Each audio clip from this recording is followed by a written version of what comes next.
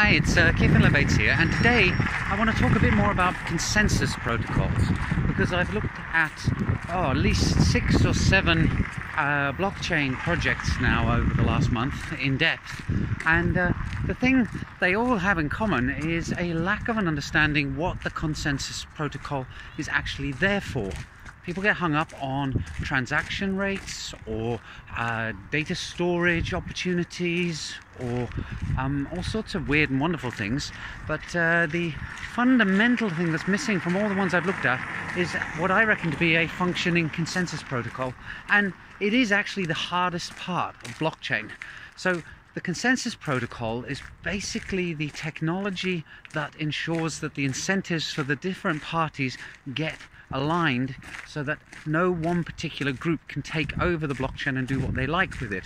Otherwise it just becomes like a database, and it's not easy. You know, the actual big breakthrough that Nakamoto had was cracking a consensus protocol, the proof of work protocol, and it really does work. I've seen projects where there's this announcement of this great protocol that's in the minds of the original engineers, but they're still working on refining it, and then you dig around and you can't find any papers. This is something that's been going on for 4 years in this particular project's case.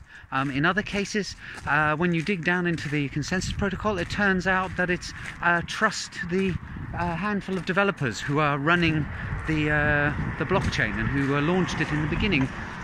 Again, if that's what you're going to do, you might as well just say, forget about blockchain. I've got a really good MySQL database running, and I'm really reliable. Trust me, and I'll make sure that all your transactions are ordered and that there isn't a double spend. So, guys, if you're doing some work in finding a new blockchain system, please make sure that you have a fully functioning consensus protocol.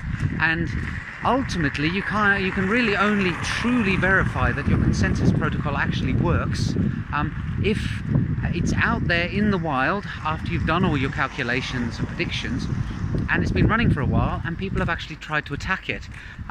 Anything less than that and it's not really that trustworthy. So I'm amazed that there are people who are spending tens or hundreds of thousands of dollars buying tokens in these systems. I really do not see the point.